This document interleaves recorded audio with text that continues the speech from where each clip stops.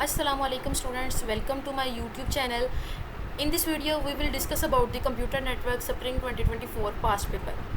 तो past paper जो हैं वो आम तौर पे वही कॉन्सेप्ट्स बार बार पूछे जाते हैं, इसलिए पास्ट पेपर को बिल्कुल भी स्किप नहीं करना। तो टाइम को ज़ाया किए बगैर हम जाते हैं अपने फर्स्ट क्वेश्चन की तरफ।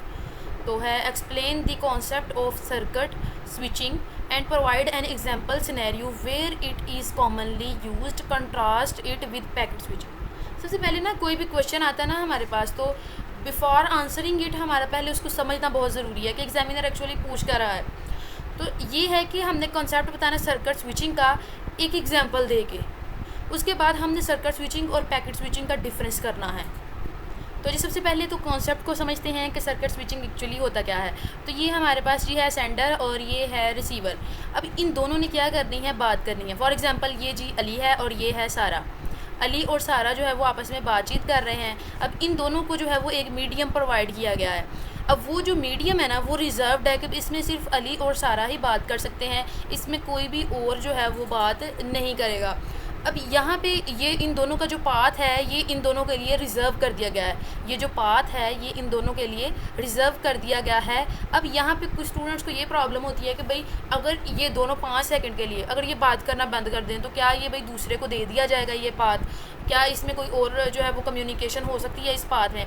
तो बिल्कुल भी नहीं। जब कोई भी कंपनी है ना, मोबाइल कंपनियाँ जैसे वो टेलीनॉर है, तो जब ये दोनों पर्सन बातचीत कर रहे हैं तो इनकी जो कम्युनिकेशन पाथ है ये इनके लिए रिज़र्व कर लिया गया है। ये हरगिज़ चेंज नहीं होगा। हालांकि जो ये दोनों अगर 5 सेकंड बाद 5 सेकंड दोनों चुप रहते हैं, उसके बाद जो है वो फिर से अपनी बात को कंटिन्यू करते हैं, तो बीच में जो पाथ है ये जो टाइम है ये इन दोनों के लिए रिज़र्व है। कोई भी दूसरा पर्सन इसमें इस पाथ को यूज़ नहीं कर सकता। ये है हमारे पास सर्किट स्विचिंग। इसके साथ अगर पैकेट स्विचिंग की बात की जाए ना, तो ये हमारे पास जो सेंटर से डाटा हमें सेंड करना है हमने सारा तक। अब अली ने डाटा सेंड करना है सारा को, तो वो जो डाटा होगा ना उसके हम बना लेंगे पैकेट्स। उस डाटा के क्या बन जाएंगे, पैकेट्स। फॉर एग्जांपल यहाँ पे 3 डाटा के पैकेट्स बने हैं। अब हर पैकेट ने अपना अपना रूट लेना है और उसने डाटा अपने रूट के मुताबिक जो है वो ट्रैवल कराना है।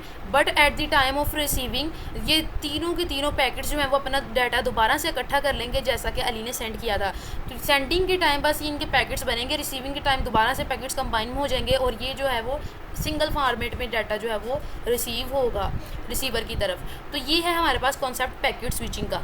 अब हम ना ये जो भी हमने कॉन्सेप्ट लिया है इससे हम कोशिश करते हैं इसका डिफरेंस जो है वो देखने की। तो जैसे कि हमने देखा कि जो हमारे पास था सर्किट स्विचिंग, उसमें हमारे पास एक पाथ होता है, उसमें हमारे पास एक पाथ होता है। इट मीन्स कि सर्किट स्विचिंग में डेडिकेटेड पाथ होता है और पैकेट स्विचिंग में हमारे पास कोई भी खास पाथ जो है वो नहीं है। इट मीन कि इसके अंदर हमारे पास कोई भी डेडिकेटेड पाथ नहीं होता। उसके अलावा अगर हम सर्किट स्विचिंग में बात करें तो यहाँ पे अली और सारा दोनों का आपस में कांटेक्ट होना पहले लाजमी है। अली और सारा दोनों का कांटेक्ट होना लाजमी है। लेकिन जब हम पैकेट स्विचिंग की बात करते हैं तो इसमें कनेक्शन पहले से रिक्वायर्ड नहीं होता है। इसमें अब ये देखें ना, चूँकि हम इनके पास एक प्रॉपर जो है वो डेडिकेटेड पाथ होता है जिसकी वजह से कम्युनिकेशन फास्ट होती है। इसके पास पाथ नहीं होता पैकेट स्विचिंग के पास, तो इसमें फर्दर डिलेज आ सकते हैं। मे बी ये जो पैकेट जिस रास्ते से जा रहा है वहाँ पे ट्रैफिक ज़्यादा हो तो वहाँ पे जो है ये पैकेट लेट हो सकता है, जिसकी वजह से ओवरऑल जो है वो रिसीविंग का जो प्रोसेस है डाटा सेंडिंग एंड रिसीविंग का वो उसमें फर्दर डिलेज आ सकते हैं। अब ये जो अली और सारा जब बात कर रहे थे, जो मैंने सर्किट स्विचिंग बताई, ये सिर्फ वॉइस कॉल्स के लिए अच्छी है। और ये जो हमारे पास पैकेट स्विचिंग है ये हमारे पास इंटरनेट का इस्तेमाल करते हुए अली और सारा सिम पे कॉल कर रहे हैं तो उसके लिए पैकेट स्विचिंग, अगर वो यूजिंग इंटरनेट कॉल कर रहे हैं तो उसके लिए पैकेट स्विचिंग है। अब ये जो है ना हमारे पास सर्किट स्विचिंग जिसमें हमने डेडिकेटेड पाथ लिया था, वहाँ पे जो वॉइस कॉल हमने जहाँ पे की है ये एक्सपेंसिव पड़ता है, लेकिन इंटरनेट जो है ये कॉस्ट इफेक्टिव है, इसमें ज़्यादा हमारे पैसे नहीं लगते। इसकी एग्जांपल आपकी व्हाट्सएप पे चैटिंग अपने दोस्तों के साथ इतनी लंबी बात करते रहो इंटरनेट पे, वो आपको क्या है कि सस्ता पड़ता है, लेकिन सिम पे आपको उसके पैसे ज़्यादा बढ़ जाते हैं। इस वजह से ये क्या है, एक्सपेंसिव है। तो इसमें सोर्सेज जो हैं वो रिज़र्व होते हैं कि भाई अली और सारा ही इस टाइम बात कर सकते हैं और कोई भी इस टाइम में बात नहीं कर सकता। लेकिन यहाँ पे सोर्सेज जो हमारे पास पैकेट स्विचिंग है इसमें सोर्सेज रिज़र्व नहीं होते। तो ये था मेन कॉन्सेप्ट। अब हम नोट्स से चेक कर लेते हैं। अच्छा जी, तो सर्किट स्विचिंग क्या है, ये कम्युनिकेशन मेथड है in we dedicated path is establish between sender and receiver before data transmission. तो ये चीज़ हमने अभी देखी है। अब इसमें जो है वो आप यूँ समझ सकते हैं कि भाई ये एक प्राइवेट रोड है दो शहरों के दरमियान, ठीक है। अब ये जो रोड है ना ये ख़ास बंदों के लिए रिज़र्व है, कोई भी बंदा उसको यूज़ नहीं कर सकता। नेक्स्ट इसके स्टेप्स को देखते हैं। तो सबसे पहला है जी कनेक्शन सेटअप, दूसरा है डाटा ट्रांसफ़र और देन कनेक्शन रिलीज़। जब दोनों ने बातचीत ख़त्म कर देनी है, दोनों ने कनेक्शन ख़त्म कर देना है। अब यहाँ पे जो था वो पाथ रिज़र्व था, क्योंकि उसने एग्ज़ाम पूछा है कि भाई आप यहाँ पे ज़रूर मेंशन ये करें कि कोई एग्जांपल दें, कोई सिनेरियो हमें बताएं। तो उसके लिए जी हम यहाँ पे एक सिनेरियो बताते हैं कि जैसे कि आप लैंडलाइन सिस्टम की बात करते हैं या किसी भी नेटवर्क की, तो वहाँ पे क्या होता है। तो ट्रेडिशनल टेलीफोन कॉल या लैंडलाइन की बात कर लें तो दोनों लोग बात कर रहे होते हैं, तो टेलीफोन नेटवर्क उस टाइम को रिजर्व कर लेता है उनकी बातचीत के लिए। तो अगर उन दोनों में से कोई भी ना बोले लेकिन लाइन उन्हीं की चल रही है, उस टाइम पे कोई और जो है वो बात नहीं कर सकता। नेक्स्ट है जी हम स्टडी कर लेते हैं पैकेट स्विचिंग को। तो पैकेट स्विचिंग में जो है वो क्या है कि हमने डाटा को ब्रेक कर दिया होता है छोटे छोटे पीसीज में, छोटे छोटे पैकेट्स में। तो वो डाटा जो है वो डिफरेंट रूट्स के ज़रिए जो है वो अपनी डेस्टिनेशन तक पहुंचता है। इसमें कोई भी पाथ हमारे पास रिजर्व नहीं होता, ये सिर्फ और सिर्फ इंटरनेट पे करता है काम। अब हम इसका डिफरेंस चेक कर लेते हैं। तो जैसे मैंने पहले बताया कि सर्किट स्विचिंग का पार्ट डेडिकेटेड होता है, लेकिन इसका पार्ट डेडिकेटेड नहीं होता। इसमें जो कनेक्शन रिक्वायर होता है, भाई सेंटर पहले पूछता है कि मैं आपसे बात कर लूँ, दोनों रिस्पॉन्ड करते हैं तब ही बात।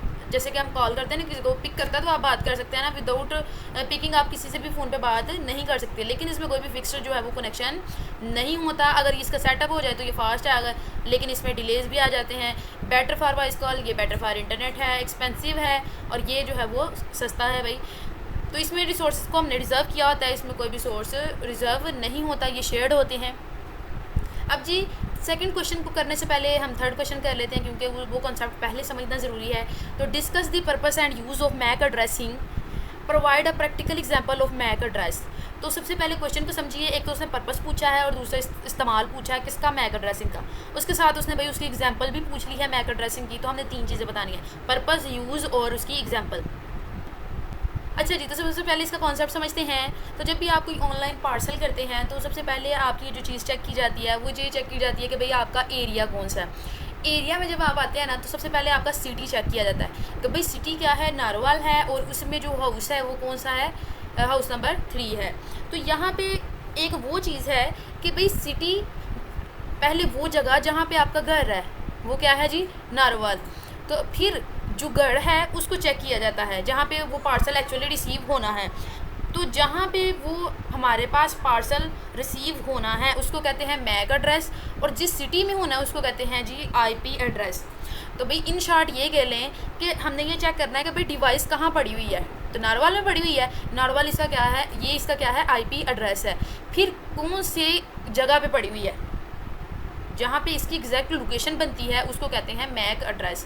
अब मैक एड्रेस को चेक कर लेते हैं वो क्या है। तो मैक एड्रेस जो है ना एक्चुअली 48 बिट्स का होता है।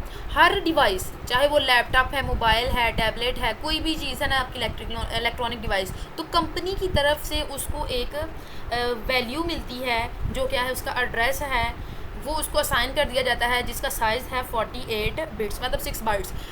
अब ये जो एड्रेस है ना ये हेक्साडेसिमल फॉर्म में होता है। हेक्साडेसिमल में हमारे पास 16 बिट्स होती हैं, 0 to 9 हमारे पास डेसिमल होती हैं, और 10 to 15 तक जो है वो ABC चलती है, A to F तक। कंप्यूटर लैब की बात कर लेते हैं। तो कंप्यूटर लैब में मल्टीपल कंप्यूटर जो हैं वो पड़े हुए हैं। अब मल्टीपल कंप्यूटर जो हैं उनके पास जो है वो डिफरेंट, हर डिवाइस का अपना एक यूनिक एड्रेस है, इसका अपना है, इसका अपना है, इसका अपना है। अब क्या होता है कि जब भी कोई नेटवर्क में डिवाइसेस पड़ी होती है ना, तो ये जो मैक एड्रेस है ये हेल्प करता है स्विच की कि वो डाटा सही डिवाइस तक पहुंचा दे। जैसे हमने स्टार टोपोलॉजी पढ़ी थी ना, तो सेंट्रल में स्विच लगा होता है और साइडों पे उसके ना वो जो है बाकी डिवाइसेस लगी होती हैं। जैसे ये स्विच है और यहाँ पे जो है वो बाकी डिवाइसेस लगी होती हैं। तो जो भी डाटा वगैरह आता है ना वो हावी यहाँ स्विच के पास आता है, वो दैन ट्रांसमिट करता है। तो भाई जब डाटा स्टार टोपोलॉजी में जब ये स्विच के पास डाटा आता है तो स्विच को पता है कि उसने किस डाटे को सेंड करना है, वो किसकी वजह से है, कि हर डिवाइस का अपना एक मैक एड्रेस है जिसकी वजह से स्विच जो है वो डाटा को हैंडल कर लेता है, उसके जो मेन उसका जो रिसीवर होता है उस तक पहुंचाता है। तो ये यहाँ पे भी हेल्प करता है। अब जी इसमें मेन डिफरेंस चेक कर लेते हैं मैक एड्रेस और आईपी एड्रेस में। तो जो मैक एड्रेस है ये फिजिकल एड्रेस होता है और आईपी एड्रेस ये लॉजिकल एड्रेस होता है। आईपी एड्रेस को हम चेंज कर सकते हैं, लेकिन मैक एड्रेस हमें कंपनी की तरफ से मिला होता है, इसको हम चेंज नहीं कर सकते। तो जो आईपी एड्रेस है उसको नेटवर्क एडमिनिस्ट्रेटर जो है वो असाइन करता है। तो ये डाटा लिंक लेयर करता है और ये नेटवर्क लेयर करता है। अब ये लोकल एरिया नेटवर्क मतलब छोटे एरियाज़ में यूज़ किया जाता है, और ये जो है वो डिफरेंट नेटवर्क्स में यूज़ कर लिया जाता है। अब जैसे कि मैंने आपको बताया कि मैक एड्रेस जो है वो हेक्साडेसिमल फॉर्म में होता है। इसमें हमारे पास 0 to 9 तक काउंटिंग आएगी और फिर A to F तक आएगी। तो यहाँ पे हमारे पास एग्जांपल है मैक एड्रेस की, और ये है एग्जांपल IP एड्रेस की। तो अब फंक्शन को स्टडी कर लेते हैं। तो पहला है यूनिक आइडेंटिफिकेशन। जैसे मैंने पहले बताया कि हर डिवाइस का अपना एक मैक एड्रेस होता है, और यही हमें जो है वो कन्फ्यूजन नहीं होने देता डिवाइसेस के दरमियान, जैसे मैंने स्टार टोपोलॉजी की बात की थी। फिर delivery of data within a local network. तो डाटा को लोकल नेटवर्क में करेक्ट डिवाइस तक पहुंचाने में भी ये बहुत हेल्प करता है। Without MAC address which would not know where to send data. अब यहाँ पे वही बात है कि भाई स्विच को पता ही नहीं चलेगा कि मैंने डाटा किस डिवाइस को सेंड करना है। तो कम्युनिकेशन, जैसे हम लैपटॉप से प्रिंटर तक जो भी प्रिंट निकालना हो तो हम प्रिंटर के साथ बातचीत करते हैं, तो इन दोनों जो है वो प्रिंटर का भी अपना एक मैक एड्रेस होता है और लैपटॉप का भी होता है। दोनों एड्रेसेस जो हैं वो आइडेंटिफाई किए जाते हैं। जैसे प्रिंटर को लैपटॉप आइडेंटिफाई करेगा तो वो भी उसके मैक एड्रेस पे करेगा। तो कम्युनिकेशन में भी सेम नेटवर्क में जब कम्युनिकेट करती हैं दो कंप्यूटर्स, तो उनमें भी जो है वो मैक एड्रेस हेल्प करता है।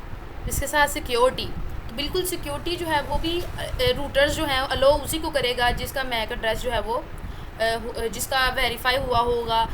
सिर्फ रजिस्टर्ड डिवाइसेस को वो वाईफाई के साथ कनेक्ट करेगा, अनरजिस्टर्ड को वो कनेक्ट नहीं करेगा। इथरनेट एंड वाईफाई, अब यहाँ पे इथरनेट हमारे पास प्रोटोकॉल है, ये बहुत लंबा टॉपिक हो जाएगा, इसको भी हम डिस्कस नहीं करेंगे। Wireless LAN use MAC address for communication. तो जो लोकल एरिया नेटवर्क्स होते हैं जिनमें तार वगैरह इस्तेमाल नहीं की जाती, उसमें भी हम मैक एड्रेस को यूज़ करते हैं कम्युनिकेशन के लिए। जैसे कि एग्जामिनर ने हमसे पूछा हुआ है जी प्रैक्टिकल एग्जाम्पल का, तो अभी हम प्रैक्टिकल एग्जाम्पल को भी लिख लेंगे। तो आपने इमेजिन करना है कि आप यूनिवर्सिटी कंप्यूटर लैब में बैठे हुए हैं, 30 कंप्यूटर आपस में जो है वो एक स्विच के साथ कनेक्टेड हैं, 30 कंप्यूटर स्विच के साथ कनेक्टेड हैं। कंप्यूटर ए ने कंप्यूटर बी को फाइल सेंड करनी है। स्विच जो है वो चेक करेगा मैक एड्रेस किसका, कंप्यूटर बी का, और उसको वो जो है वो डाटा सेंड कर देगा। अगर तो हमारे पास मैक एड्रेस ना होता तो जो है वो every computer will receive the frame. तो जो अब हम क्वेश्चन नंबर 2 की तरफ वापस आते हैं। फंक्शंस ऑफ फिज़िकल लेयर, और इसके साथ साथ हमने डिफरेंस लिखना है फिज़िकल लेयर और डाटा लिंक लेयर का। सबसे पहले हम OSI मॉडल को समझेंगे कि भाई ये होता क्या है। तो पहले हम OSI मॉडल को देख लेते हैं। तो ये इसकी 7 लेयर्स होती हैं। तो इसको लर्न करने का सबसे बेहतरीन तरीका वो ये है कि आप इसका कोड वर्ड याद कर लें, वो है आज फिर से टेस्ट नहीं देना पड़ेगा। तो ये 7 लेयर को बिल्कुल तरतीब से हम याद रख सकते हैं ऐसे। तो सबसे पहली लेयर जो है वो फिज़िकल लेयर है, जो एक्चुअली एग्जामिनर ने जिसके बारे में पूछा है एग्ज़ाम में। तो ये सारी लेयर्स ही बहुत इंपॉर्टेंट है। तो फिलहाल अभी हम फिज़िकल लेयर और डाटा लिंक लेयर को डिस्कस करेंगे, पहली दो को। तो फिज़िकल लेयर एक्चुअली सबसे पहली लेयर है। इसका काम क्या है, क्योंकि डाटा हमारे पास बाइनरी फॉर्म में स्टोर होता है 0 और 1 की फॉर्म में, तो इसने क्या करना होता है कि उस डाटा को सिग्नल्स में कन्वर्ट करना होता है। 0 1 को इसने सिग्नल में कन्वर्ट करना होता है। अब सिग्नल डिजिटल भी हो सकते हैं और एनालॉग भी हो सकते हैं। डिजिटल का स्ट्रक्चर हमारे पास ऐसे होता है कि अगर नीचे है तो ये 0 है, ऊपर गई और 1, लेकिन एनालॉग जो है वो कंटिन्यूस होता है। अगर इसमें वैल्यू अप होती है तो ये जो है वो 1 होता है, अगर डाउन होती है तो 0 होता है। फिज़िकल लेयर जो है ना, ये बिल्कुल भी इस चीज़ को नहीं सोचती कि भाई डाटा किस तरह का है, डाटे के अंदर क्या चीज़ें मौजूद हैं, डाटे में क्या एरर्स हैं। ये इसका इन चीज़ों से कोई वास्ता नहीं है। इसका सिर्फ है कि भाई ये तार के ज़रिए जाएगा या तार के बगैर जाएगा, वायर्ड और वायरलेस मेथड। अब ये स्पीड को, वोल्टेज को, कनेक्टर्स को, केबल और सिग्नल के बारे में जो है वो सिर्फ फैसला करता है फिज़िकल लेयर। इसके अलावा फिज़िकल लेयर का कोई काम नहीं है। ये थी बेसिक अंडरस्टैंडिंग। अब हम इसको नोट से चेक कर लेते हैं। अब इसका जो है ना, ये फ्रेम से मिसाल के तौर पे आपने कोई भी मैसेज भेजना है ना किसी को, जैसे लेटर भेजते हैं आप किसी को, तो लेटर को डायरेक्टली तो नहीं ना आप मैटर बॉक्स में भेज देते, लेटर बॉक्स में। तो लेटर को आप डायरेक्टली तो नहीं लेटर बॉक्स में डाल देते। उसके लिए आप पहले एक इन्वेलप लेते हैं। ये जी इन्वेलप लिया, इन्वेलप के अंदर आपने जो है वो डाटा को डाला। अब वो जो आपका मैसेज है ना, वो जो भी आपने पेपर के ऊपर लिखा है वो है डाटा, और जिसके बीच आप डाल रहे हैं जो इन्वेलप है उसको कहते हैं फ्रेम। तो ये एक्चुअली फ्रेम को बस देखता है, इसका डाटा से कोई लिंक नहीं होता है। और इसको मज़ीद समझ लेते हैं। The physical layer is responsible for transmitting raw signal from raw bits 0 और 1 एक डिवाइस से दूसरी डिवाइस से थ्रू अ फिजिकल मीडियम। अब ये जो एक्चुअल हार्डवेयर जो है उसके साथ डील करता है। अब इसका काम सिर्फ और सिर्फ इलेक्ट्रिकल, ऑप्टिकल और रेडियो सिग्नल्स में इसको भेजना है। इसका ये कोई भी डाटा को समझने का काम नहीं करता। उसके साथ इसके फंक्शंस को अब हम डिस्कस कर लेते हैं, फंक्शंस ऑफ फिजिकल लेयर। तो सबसे पहला है ट्रांसमिशन ऑफ बिट्स। तो ये जो बाइनरी नंबर में डाटा हमारे पास होता है, इसको इलेक्ट्रिकल, ऑप्टिकल और रेडियो सिग्नल में कन्वर्ट करता है थ्रू दी कम्युनिकेशन चैनल। तो जी एग्जांपल को समझिए। तो ये है जी मेरे पास कंप्यूटर ए, इसने डाटा सेंड करना है कंप्यूटर बी को। तो फिजिकल लेयर कैसे फंक्शन करती है, सबसे पहले जो हमारा डाटा होता है वो हमारे पास बाइनरी फॉर्म में स्टोर हुआ होता है। अब ये जो बाइनरी फॉर्म में डाटा स्टोर है, इसको हम किस में कन्वर्ट करेंगे, इलेक्ट्रिकल सिग्नल्स में। जब ये सिग्नल में डाटा चले जाएगा तो फिर इसको शिफ्ट कर दिया जाएगा तार के अंदर, और वो तार जो है वो इसको कंप्यूटर बी के पास ले जाएगी। तो ये एक सिंपल सा इसकी एग्जाम्पल्स इसको अंडरस्टैंड करने के लिए फिजिकल लेयर को। उसके साथ ये फिजिकल कैरेक्टरिस्टिक्स को भी डिफाइन करता है कि भाई केबल की तार किस तरह की हो, कनेक्टर्स कैसे हों, और वोल्टेज का लेवल क्या होना चाहिए, फ्रीक्वेंसी ये होनी चाहिए, ट्रांसमिशन की स्पीड ये हो, ठीक है। और इसमें हम तारें यूज़ करते हैं, जैसे इथरनेट केबल है, फाइबर ऑप्टिक है, USB केबल है, तो डिफरेंट केबल हम यूज़ करते हैं, ये उसकी एग्जाम्पल में आ जाता है। जैसे कि हमने पहले बात की कि ये स्पीड को भी जो है वो देखता है, तो ये बताएगा भाई कि डाटा जो है वो कितना स्पीड से जाएगा, वो 100 MB की स्पीड से जाएगा, 1 GB की स्पीड से जाएगा, या 10 GB की स्पीड में जाएगा। ये सारी चीज़ें जो है फिजिकल लेयर बताती है। नेक्स्ट है जी बिट सिंक्रोनाइजेशन। इसमें ये बताता है कि सेंडर और रिसीवर जो है वो सिंक्रोनाइज्ड होते हैं। सिंक्रोनाइज का मतलब ये है कि भाई उनको स्पेसिफिक टाइम दिया हुआ है, जैसे कि भाई कोई भी प्रोसेस रन होना है तो उसको दिए हुए 3 सेकंड या 4 सेकंड, नैनो सेकंड्स, तो उस टाइम में उसने कवर करना है। मतलब कि किसी भी जो स्ट्रिक्ट जो हमने शेड्यूल दिया होता है किसी भी प्रोसेस को रन होने में, अब सेंडर और रिसीवर के दरमियान बातचीत का कोई टाइम है, उसके दरमियान ही डाटा जो है वो उनके दरमियान ट्रैवल होगा। तो वो क्या है कि बिट की सिंक्रोनाइजेशन भी जो है वो फिजिकल जो है वो हमारे पास लेयर ने की होती है। अदरवाइज़ जो है वो बिट्स जो है वो इनकरेक्टली रिसीव होंगी, बेतरतीबी सी रिसीव होंगी। डाटा जो है वो मे बी यहाँ पे डाटा जो है मिसमैच हो जाए, या जो है रिसीवर जो है वो डाटा को मिसरीड भी कर सकता है। जिस टाइम वो डाटा दे रहा है उस टाइम रिसीवर जो है वो रिसीव नहीं कर रहा, तो वहाँ पे वो मिसरीड वाली कंडीशन भी बन सकती है। इसके बाद लाइन कॉन्फ़िगरेशन, कि भाई डिवाइसेस किस तरह से कनेक्टेड है, पॉइंट टू पॉइंट या multi point. Point two point ये होती है कि मिसाल के तौर पे ये सेंटर है ना, जैसे अली और सारा की हमने बात की थी, तो इन दोनों के दरमियान ये इन दोनों की आपस की बात है, इसको कोई और जो है वो समझ नहीं सकता, या किसी को पता नहीं चल सकती।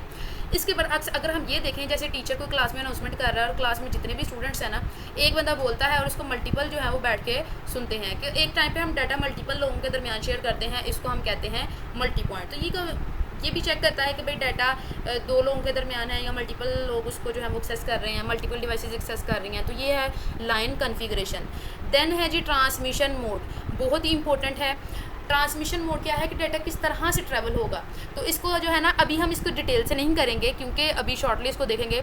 सिंपलेक्स में क्या होता है कि मिसाल के तौर पे आपको कोई बंदा मैसेज कर रहा है लेकिन आप उसका जवाब नहीं दे सकते। जैसे टेलीविजन या टीवी पे हम कोई भी चीज़ देखते हैं लेकिन हम उसको जवाब नहीं दे सकते, सिर्फ आप डाटा रिसीव कर रहे होते हैं, ओनली डाटा सेंड हो रहा होता है, उसके बाद डाटा वो डिवाइस रिसीव नहीं करती, उसका कोई जवाब नहीं देता, उसको कोई फीडबैक नहीं देता। जैसे टेलीविजन पे आप कुछ भी देख रहे हैं तो वो सिर्फ आप रिसीव कर रहे हैं। अब वाकी टाकी जो है ना, ये हाफ डुप्लेक्स है, मतलब आप एक टाइम पे यहाँ मैसेज को सेंड कर सकते हैं या आप मैसेज को रिसीव कर सकते हैं। अब मोबाइल फ़ोन जो है ये फुल डुप्लेक्स है, इट मीन्स कि इसमें हम मैसेज को सेंड भी कर सकते हैं और मैसेज को रिसीव भी कर सकते हैं। ये हमारे पास है फुल डुप्लेक्स मोड। तो ये हमारे पास 3 ट्रांसमिशन के मोड होते हैं कि भाई डाटा की जो कम्युनिकेशन की डायरेक्शन है उसको बताता है।